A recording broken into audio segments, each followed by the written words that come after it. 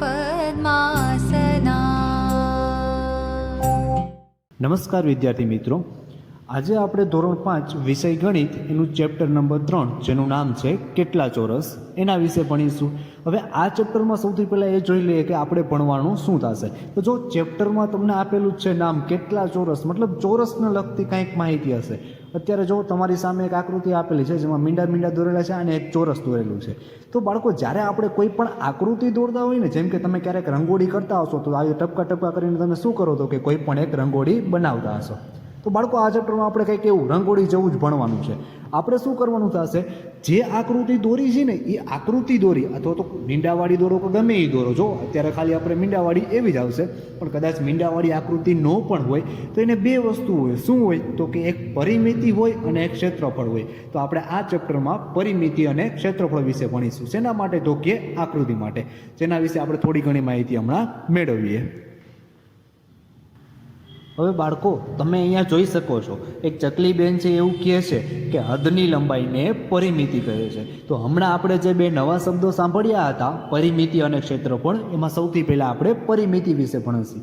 તો હવે જે અહીંયા આપેલી છે કે એની વ્યાખ્યા છે કે હદની લંબાઈને પરિમિતિ કહેવાય છે. તો આ હદ અને પરિમિતિને આ બધું શું છે? તો બાળકો, તમે જ્યારે કોઈ પણ આકૃતિ દોરો, દાખલા તરીકે હું એક ચોરસ દોરું છું, તો એ ચોરસની હદ મતલબ શું કહેવાય? જે એની આઉટસાઇડ બોર્ડર હોય એને શું કહેવાય? એની હદ કહેવાય. તો ફરતી બાજુ જે એની બોર્ડર આપેલી છે એને શું કહેવાય? તો કે પરિમિતિ કહેવાય. મતલબ જે ચોરસ આપેલું છે એની ચારેય બાજુઓનો સરવાળો કરી નાખીશ એટલે શું મળી જશે? એની પરિમિતિ મળી જશે. પણ બાળકો, આમ જોવા જઈએ તો એક રીતે પરિમિતિ એટલે કંઈ નહીં, જે આકૃતિ આપેલી હોય એની ફરતી બાજુનો સરવાળો કરી નાખો એટલે શું મળી જાય? તો કે એની પરિમિતિ મળી જાય. હવે જોવા જઈએ તો આમ તો પરિમિતિ છે એક રીતે લંબાઈ જ દર્શાવે છે આકૃતિની ફરતી બાજુની. તો હવે લંબાઈ મતલબ એક પ્રકારે અંતર થયું, તો એના એકમો ક્યાં ક્યાં હોઈ શકે? તો કે લંબાઈ અને અંતરના એકમો તો આપણને ખબર છે કે સેન્ટીમીટર છે, મીટર છે, કિલોમીટર છે, અથવા તો નાના એકમમાં જોઈએ તો મિલીમીટર પણ લખી શકાય. તો આપણે આ બધા એકમોનો જ આમાં ઉપયોગ થશે. કેમ કે લંબાઈ અને અંતરની વાત આવે તો આ બધા એકમો જોઈએ. પછી આમાં કે આપણે કિલોગ્રામ, ગ્રામ, લીટર કે એવા એક એકમનો ઉપયોગ થશે નહીં. તો ચાલો હવે આગળ વધીએ અને પછી ક્ષેત્રફળ વિશે જાણીએ. હવે ક્ષેત્રફળ એટલે શું? તો કે ક્ષેત્રફળ એટલે કાંઈ નહીં, કોઈ પણ વસ્તુ આપેલી હોય, કોઈ પણ આકૃતિ આપેલી હોય, એને સપાટી ઉપર જે જગ્યા રોકેલી હોય ને તેને તેનું શું કહેવાય? તો કે ક્ષેત્રફળ કહેવાય. હવે વ્યાખ્યા ગમે એ રીતે લખી શકો, સાચી જ છે. આકૃતિએ રોકેલી જગ્યાને તેનું ક્ષેત્રફળ કહે છે, તે વ્યાખ્યા પણ સાચી છે. અથવા તો ઘણી જગ્યાએ એ રીતે વ્યાખ્યા આપેલી હોય કે આકૃતિએ સપાટી પર રોકેલી જગ્યાને તેનું શું કહેવાય? તો કે ક્ષેત્રફળ કહેવાય. અથવા હજી એક વ્યાખ્યા છે, આકૃતિની જગ્યાએ વસ્તુ શબ્દનો ઉપયોગ કર્યો હોય છે કે વસ્તુએ સપાટી પર રોકેલી જગ્યાને તેનું ક્ષેત્રફળ કહેવાય. તો કોઈ પણ વ્યાખ્યા લખેલી, આ બધી વ્યાખ્યા કેવી છે? તો કે સાચી જ છે. તમે આમાંથી કોઈ પણ વ્યાખ્યાનો ઉપયોગ કરી શકો છો. હવે એના પછી જો નીચે એક હાથીભાઈ આપેલા છે અને એક કીડીબેન આપેલા છે. હવે હાથીભાઈ શું કહે છે? તો હાથીભાઈ એવું કહે છે કે મારા પગનું ક્ષેત્રફળ કેટલું છે. વળી પાછા કીડીબેન પણ એમ કહે છે કે મારા પગની છાપનું ક્ષેત્રફળ કેટલું છે.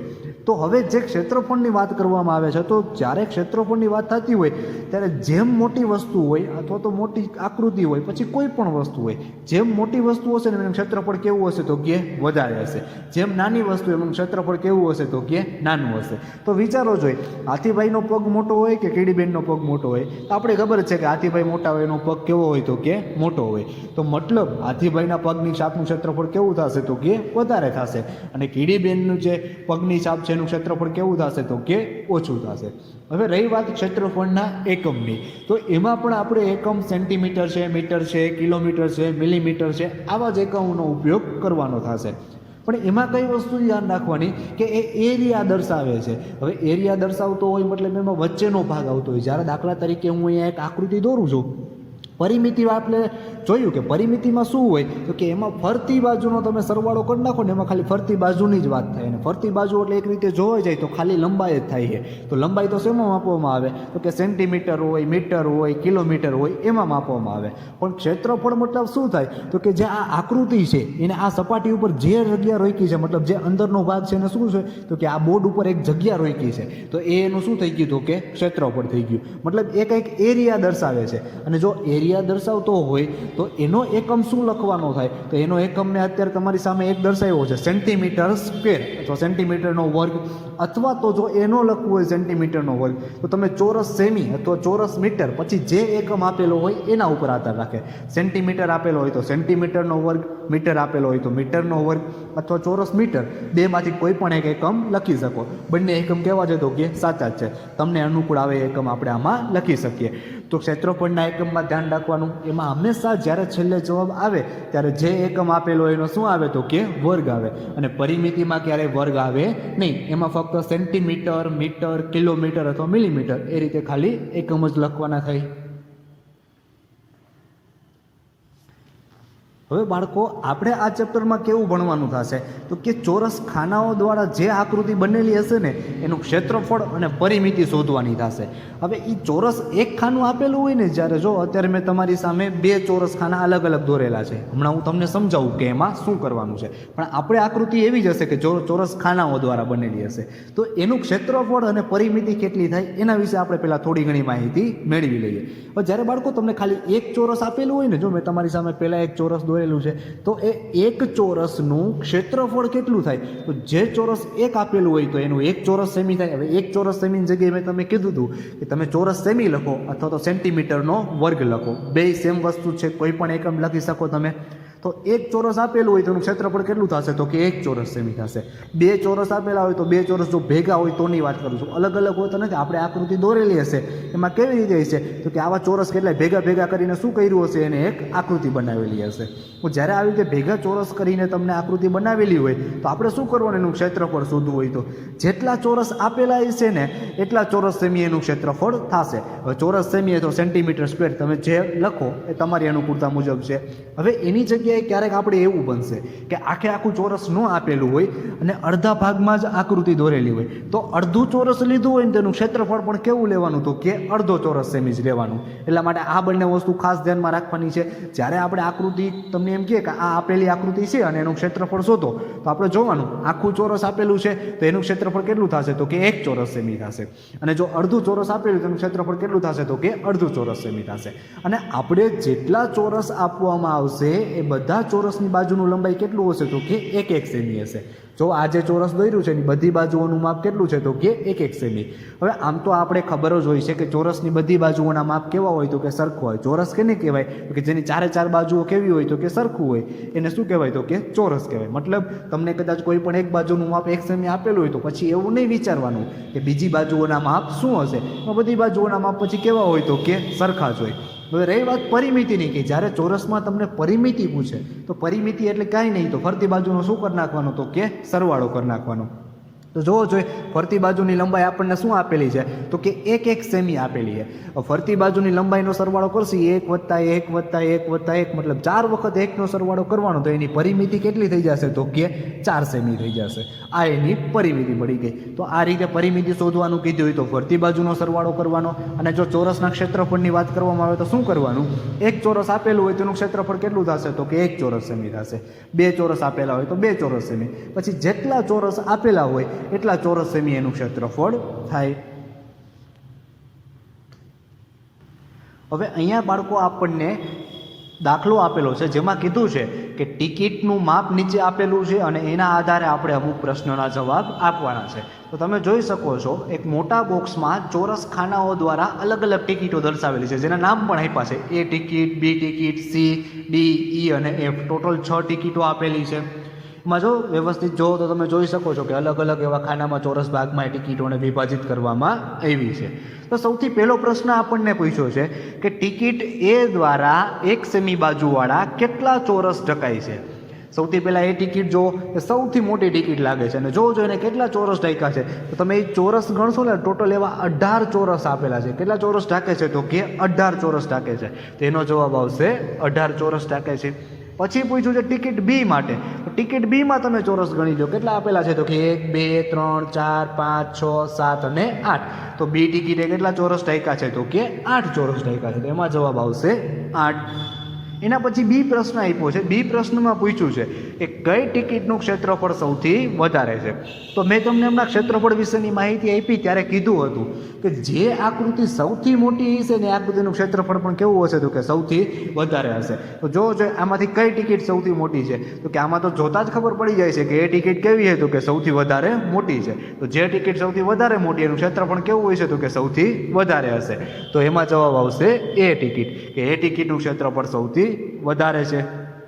એના પછી આપણે એમાં પ્રશ્ન પૂછ્યો છે કે આ ટિકિટ એક સેમી બાજુવાળા કેટલા ચોરસને ઢાંકે છે. હવે આ ટિકિટ મતલબ કઈ ટિકિટની વાત કરે છે કે જે ટિકિટનું ક્ષેત્રફળ સૌથી વધારે છે એ ટિકિટની વાત કરે છે. તો કઈ ટિકિટનું ક્ષેત્રફળ વધારે છે તો કે એ ટિકિટનું ક્ષેત્રફળ વધારે છે. અને એ ટિકિટ માટે તો આપણે જોઈ લીધું કે એક સેમી બાજુવાળા કેટલા ચોરસ ઢાંકે છે તો કે એ તો 18 ચોરસ ઢાંકે છે. આપણે પહેલા પ્રશ્નનો જે જવાબ લખ્યો તો જોવો જોઈએ જે પ્રશ્નનો જવાબ હતો એ જ વળી પાછો પ્રશ્નનો જવાબ અહીંયા લખવાનો થશે.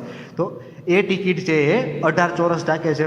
પછી પૂછ્યું છે કે સૌથી મોટી ટિકિટનું ક્ષેત્રફળ કેટલું છે. જો એને ખાલી જગ્યામાં પાછળ એકમ ઓલરેડી આપેલો જ છે કે જે સૌથી મોટી ટિકિટ છે એનું ક્ષેત્રફળ કેટલું છે અને પછી ખાલી જગ્યાને 4 સેમી લખ્યું છે. હવે 4 સેમી મતલબ કાંઈ નહીં, ચોરસ સેમી છે, શોર્ટ ફોર્મમાં લખ્યું છે 4 સેમી. મતલબ તમે કોઈ પણ રીતે લખી શકો, ચોરસ સેમી આખું લખો તો પણ ભલે, અથવા તો શોર્ટ ફોર્મમાં લખવું હોય 4 સેમી તો પણ એ સાચું જ છે. મેં તમને કીધું હતું, હમણાં આપણે જોયું કે જ્યારે આપણે કોઈ પણ આકૃતિનું ક્ષેત્રફળ શોધવાનું થાય તો આપણે શું કરવાનું, એના બોક્સ ગણી લેવાના. જેટલા બોક્સમાં એ આકૃતિ દોરેલી હશે ને એટલું એનું શું થશે તો કે ક્ષેત્રફળ થશે. તો એ ટિકિટ છે હવે એ કેટલા બોક્સ રોકે છે તો કે 18 બોક્સ રોકે છે. તેનું ક્ષેત્રફળ એ કેટલું થશે તો કે 18 ચોરસ સેમી થશે. જેટલા ચોરસ ખાના રોકે એટલા ચોરસ સેમી એનું ક્ષેત્રફળ. તો એને કેટલા ખાના રોક્યા છે તો કે 18 ચોરસ ખાના રોક્યા છે. એનું ક્ષેત્રફળ કેટલું થશે તો કે 18 ચોરસ સેમી થશે. કેમ કે એક ચોરસ ખાનાનું ક્ષેત્રફળ કેટલું થાય તો કે 1 ચોરસ સેમી થાય. તો એવા તો 18 ખાના છે, તો 18 ખાનાનું ક્ષેત્રફળ કેટલું થાય તો કે 18 ખાનાનું ક્ષેત્રફળ 18 ચોરસ સેમી થાય. એના પછી આપણને સી પ્રશ્નમાં પૂછ્યું છે કે કઈ બે ટિકિટનું ક્ષેત્રફળ સરખું છે. જો કઈ બે ટિકિટનું ક્ષેત્રફળ મતલબ જે બે ટિકિટમાં ખાના સરખાય છે ને એ બે ટિકિટનું ક્ષેત્રફળ પણ કેવું થશે તો કે સરખું થશે. તો અહીંયા જોવું જોઈએ જે ડી ટિકિટ આપેલી છે એ ડી ટિકિટમાં કેટલા ખાના છે તો કે 1 2 3 4 5 6 7 8 9 10 11 અને 12. ડી ટિકિટમાં 12 ખાના છે. એ સિવાય તમે જોવો જોઈએ એફ ટિકિટ, જો બંને સરખી જ લાગે છે, થોડો ઘણો જ ફેર છે, તો એમાં પણ આપણે ખાના ચેક કરીએ. એમાં કેટલા ખાના છે તો કે 1 2 3 4 5 6 7 8 9 10 11 અને 12. મતલબ ડી અને એફ બંને ટિકિટમાં કેવું છે તો કે બંને ટિકિટમાં ખાના સરખા છે. અને જે ટિકિટોમાં ખાના સરખા હોય એના ક્ષેત્રફળ પણ કેવા થશે તો કે સરખા થશે. બેનું ક્ષેત્રફળ શું હોય છે તો કે 12 ચોરસ સેમી 12 ચોરસ સેમી હશે. તો આપણે પ્રશ્નનો જે પ્રશ્ન પૂછ્યો છે કે કઈ ટિકિટનું ક્ષેત્રફળ સરખું છે તો કઈ કઈ ટિકિટ આવશે તો કે ડી અને એફ. તો એમાં જવાબ આવશે ડી અને એફ ટિકિટનું ક્ષેત્રફળ સરખું છે. એના પછી પૂછ્યું છે કે દરેક ટિકિટનું ક્ષેત્રફળ કેટલું છે. હવે દરેક ટિકિટનું ક્ષેત્રફળ જોવા જાય તો જે ટિકિટે જેટલા ખાના રોક્યા છે એ એનું શું થઈ જશે તો કે ક્ષેત્રફળ થઈ જશે. હવે એ ટિકિટે 18 ચોરસ ખાના રોક્યા છે તો એનું ક્ષેત્રફળ કેટલું થશે તો કે 18 ચોરસ સેમી થશે. જેને ટૂંકમાં આપણે લખવું હોય તો 18 પછી ચોરસને ખાલી 4 સેમી પણ તમે લખી શકો છો. ત્યારબાદ બી ટિકિટ આપેલી છે તો બી ટિકિટે કેટલા ચોરસ ખાના રોક્યા છે તો હમણાં જોયું કે બી ટિકિટે 8 ચોરસ ખાના રોક્યા છે. તો એનું ક્ષેત્રફળ કેટલું થશે તો કે 8 ચોરસ સેમી થશે. ત્યારબાદ સી ટિકિટ જોઈએ તો સી ટિકિટે કેટલા ચોરસ ખાના રોક્યા છે તો કે 1 2 3 4 5 અને 6 ચોરસ ખાના રોક્યા છે. તો એનું ક્ષેત્રફળ કેટલું થશે તો કે 6 ચોરસ સેમી. ત્યારબાદ ડી ટિકિટ જોઈએ તો ડી ટિકિટના તો ખાના આપણે હમણાં જ ગણ્યા, કેટલા ખાના છે તો કે એમાં 12 ખાના છે. તો 12 ખાના હશે તો એનું ક્ષેત્રફળ પર કેટલું થશે તો કે 12 ચોરસ સેમી. જે પણ આકૃતિ આપણને આપેલી હોય અને જેટલા ખાના રોકે એટલું એનું શું થશે તો કે ક્ષેત્રફળ થશે. એના પછી ઈ આકૃતિ આપેલી છે એમાં કેટલા ખાના રોકે છે તો કે 1 2 3 અને 4 ચોરસ ખાના રોકે છે. તો એનું ક્ષેત્રફળ કેટલું થશે તો કે 4 ચોરસ સેમી થશે. એના પછી છેલ્લી આકૃતિ જેના ખાના પણ આપણે ગણ્યા છે કેટલા છે તો કે એમાં 12 ચોરસ ખાના છે. તો એનું ક્ષેત્રફળ કેટલું થશે તો કે 12 ચોરસ સેમી. આ આપણે દરેક ટિકિટનું ક્ષેત્રફળ શોધી લીધું. પછી છેલ્લે આપણને પ્રશ્ન પૂછ્યો છે કે સૌથી નાની ટિકિટનું ક્ષેત્રફળ કેટલું છે. તો જો તે સૌથી નાની ટિકિટ મતલબ કઈ ટિકિટ છે, તો કે જેને સૌથી ઓછા ચોરસ ખાના રોક્યા હોય શું હોય, સૌથી નાની ટિકિટ હોય. તો સૌથી નાની ટિકિટ કઈ છે, તો કે ઈ ટિકિટ છે. એમાં કેમ કે એને કેટલા ખાના રોક્યા છે, તો કે 4 જ ખાના રોક્યા છે. તો એનું ક્ષેત્રફળ કેટલું થશે, તો 4 ખાના રોક્યા છે, એનું ક્ષેત્રફળ પણ કેટલું થાય, જેટલા ખાના રોક્યા હોય એટલું એનું ક્ષેત્રફળ થાય. તો એનું ક્ષેત્રફળ થશે 4 ચોરસ સેમી. કેમ કે 4 ચોરસ ખાના રોકે તેનું ક્ષેત્રફળ થશે 4 ચોરસ સેમી. હવે બાળકો અહીંયા જે આપણને આકારો આપેલા છે અલગ અલગ, એના આધારે નીચે પ્રશ્ન પૂછ્યા છે કે સૌથી પહેલો પ્રશ્ન પૂછ્યો છે કે કયા આકારની પરિમિતિ સૌથી વધારે છે અને કેટલી છે. તો હવે આપણે એ શોધતા પહેલાં શું કરી, નીચે બીજો પ્રશ્ન વળી પાછો એવો જ પૂછ્યો છે કે કયા આકારની પરિમિતિ સૌથી ઓછી છે. તો એના માટે આપણે એક કામ કરી, બધા આકારની સૌથી પહેલાં પરિમિતિ શોધી લઈએ અને પછી એના આધારે આના જવાબ આપીએ. તો જો સૌથી પહેલાં પહેલો આકાર આપેલો છે એ લઈએ. મેં તમને કીધું હતું જ્યારે આપણને ચોરસ આપેલા હોય, હવે જો ચોરસ આપેલા બધામાં ચોરસ ખાનામાં જ આકૃતિ દોરેલી છે, તો જે ચોરસ આપેલા એનું માપ આપેલું હોય કે ન આપેલું હોય એ ચોરસ કેવા હશે, તો કે 1 સેમી લંબાઈના ચોરસ હશે. મતલબ દરેક ચોરસની લંબાઈ કેટલી હશે, તો કે 1 સેમી હશે. તો જો દરેક ચોરસની લંબાઈ 1 સેમી હોય અને ચોરસની આપણે ખબર છે બધી બાજુઓના માપ કેવા હોય, તો કે સરખા હોય. મતલબ દરેક બાજુએથી એનું માપ કેટલું હશે, તો કે 1 સેમી હશે. તો જુઓ પહેલી આકૃતિ છે એમાં દરેક ચોરસનું 1 સેમી માપ છે એ મેં દર્શાવી દીધું. હવે પરિમિતિ એટલે શું થાય બાળકો, આપણે જોયું છે એની ફરતી બાજુની લંબાઈ હોય એનો સરવાળો કરી નાખો, મતલબ એની શું થઈ જાય, તો કે પરિમિતિ થઈ જાય. તો જોવો જોઈએ ફરતી બાજુએ કેટલા એક આપેલા છે, તો કે 1 2 3 4 5 6 7 8 9 10 અને 11. ફરતી બાજુએ 11 આપણને લાઈન આપેલી છે, મતલબ 11 લાઈન કેવી છે, તો કે 1 સેમી લંબાઈ ધરાવતી છે. હવે જે 11 લાઈન છે એનો ટોટલ સરવાળો 1 સેમીનો સરવાળો કરું તો કેટલા સેમી થશે, તો કે 11 સેમી થશે. મતલબ પહેલી આકૃતિનું આપણે જે પરિમિતિ શોધી છે કેટલા સેમી થશે, તો કે 11 સેમી થશે. આ પહેલા આકૃતિની પરિમિતિ આપણને મળી ગઈ. ત્યારબાદ બીજી આકૃતિ જોઈએ કે બીજી આકૃતિની કેટલી લંબાઈ થાય છે. તો આપણે ફક્ત શું કરવાનું, તો કે એની ફરતી બાજુ જે ચોરસની લાઈન આપેલી હોય ને કેટલી લાઈન છે એ ગણવાની. તો ચાલો ગણીએ, 1 2 3 4 5 6 7 8 9 10 11 અને 12. બીજું જે આપણને આકૃતિ આપેલી છે એમાં ટોટલ ફરતી બાજુ 1 સેમી લંબાઈની કેટલી બાજુઓ આપેલી છે, તો કે 12 બાજુઓ આપેલી છે. તો એનું ક્ષેત્રફળ કેટલું થશે, તો કે 12 સેમી. સરવાળો કરવાનો છે. પરિમિતિ કઈ રીતે શોધવાની, તો કે ફરતી બાજુ હોય એનો સરવાળો કરી નાખી, મતલબ આપણને શું મળી જાય, એની પરિમિતિ મળી જાય. અને ફરતી બાજુ જે નાની નાની લાઈન દ્વારા જે આખું આકૃતિ બનાવેલી છે એ તો ખબર છે કે દરેક ચોરસની લંબાઈ કેટલી છે, તો કે 1 સેમી છે. અને 1 સેમી લંબાઈની જેટલી બાજુ આપેલી હતી આપણે ગણી લીધી, તો કેટલી છે, તો કે 12 બાજુ છે. તેનું ક્ષેત્રફળ કેટલું થશે, તો કે 12 સેમી થશે.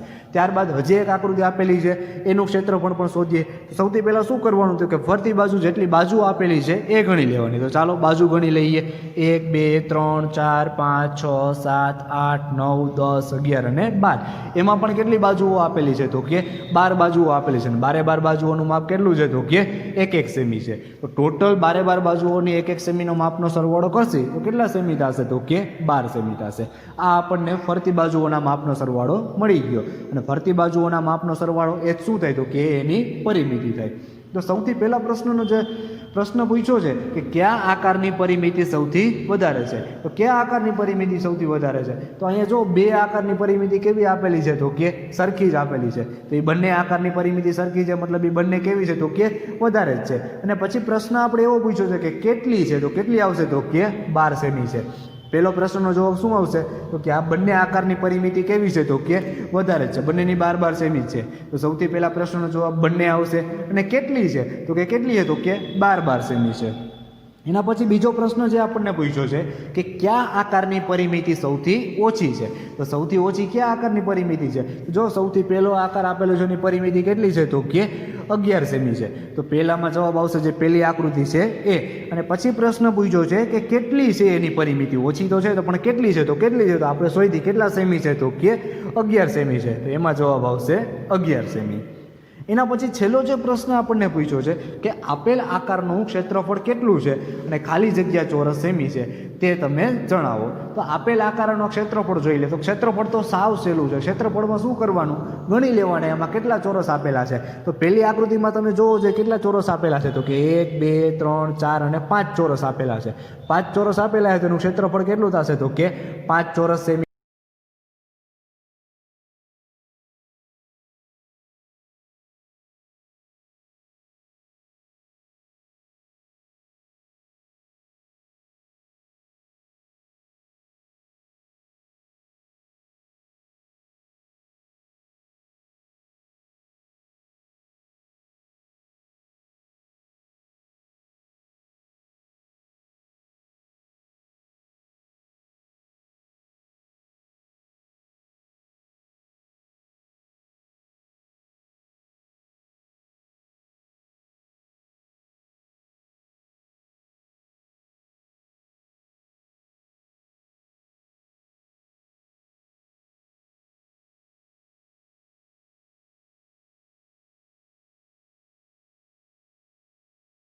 તો બાળકો અહીંયા આપણને જે મહાવરાનો દાખલો આપેલો છે એમાં આપણને પૂછ્યું છે પહેલો પ્રશ્ન કે આ એક આકારની બાજુ છે, આકારનું ક્ષેત્રફળ 4 ચોરસ સેમી થાય તે રીતે આકારને પૂર્ણ કરવાનો છે.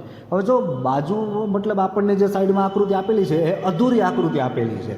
એ આકૃતિમાં આપણે શું કરવાનું છે? તો આકૃતિને આપણે એ રીતે પૂર્ણ કરવાની છે કે જેથી જે આકૃતિ બને એનું ક્ષેત્રફળ કેટલું થવું જોઈએ? તો કે 4 ચોરસ સેમી થવું જોઈએ. હવે 4 ચોરસ સેમી ક્યારે થાય? તો બાળકો યાદ કરો, આપણે જોયું હતું કે જ્યારે એક ખાનું હોય ત્યારે 1 ચોરસ સેમી એનું ક્ષેત્રફળ થાય, 2 ખાના હોય ત્યારે 2 ચોરસ સેમી એનું ક્ષેત્રફળ થાય, અને જ્યારે અડધું ખાનું આપેલું તો મેં તમને કીધું હતું અડધું ખાનું હોય તો એનું ક્ષેત્રફળ કેટલું હોય? તો કે અડધો ચોરસ સેમી હોય. પણ 4 ચોરસ સેમી એનું ક્ષેત્રફળ ક્યારે થશે? જ્યારે 4 ખાના થઈ જાય ને તો એનું ક્ષેત્રફળ કેટલું થઈ જશે? તો કે 4 ચોરસ સેમી થઈ જશે. હવે આપણને અહીંયા અડધી આકૃતિ આપેલી છે ને આપણે આકૃતિને પૂર્ણ કરવાની છે જેથી એનું ક્ષેત્રફળ 4 ચોરસ સેમી થાય. તો ચાલો આપણે કરીએ. તો જો સૌથી પહેલાં આપણને આકૃતિ એ રીતે આપેલી છે જેથી 2 અડધા ખાના રોકાઈ ગયા છે. હવે 2 અડધા ખાના રોકાઈ ગયા છે તો અડધા ખાનાનું ક્ષેત્રફળ તો કેટલું થાય? તો કે અડધો ચોરસ સેમી થાય. પણ એવા 2 અડધા ખાના આપેલા છે. હવે હું અડધો વત્તા અડધો કરીશ એટલે એક આખો થઈ જશે. તો અડધો વત્તા અડધો મતલબ એક આખું ચોરસ ખાનું થઈ જશે અને એનું ક્ષેત્રફળ કેટલું થઈ જશે? તો કે 1 ચોરસ સેમી થઈ જશે. મતલબ અત્યારે જે આકૃતિ દોરેલી છે એના દ્વારા 1 ચોરસ સેમી જેટલું ક્ષેત્રફળ તો શું છે? તો કે રોકાઈ ગયું છે. અડધો અને અડધો આખો થઈ જશે મતલબ 1 ચોરસ સેમી થઈ ગયું છે. તો હવે કેટલું વધ્યું? તો કે હવે 3 ચોરસ સેમી વધ્યું, કેમ કે આપણે 4 ચોરસ સેમી કરવાનું છે, એમાંથી અડધો ચોરસ સેમી તો થઈ ગયું. હવે 3 ચોરસ સેમી મારે જો ક્ષેત્રફળ જોતું હોય તો મારે શું કરવું પડશે? તો કે 3 બોક્સમાં હું આકૃતિ દોર નાખું એટલે શું થઈ જશે? તો કે 3 ચોરસ સેમી થઈ જશે. તો જુઓ, આ એક બોક્સ રોકાઈ ગયું, બીજું અને આ ત્રીજું બોક્સ.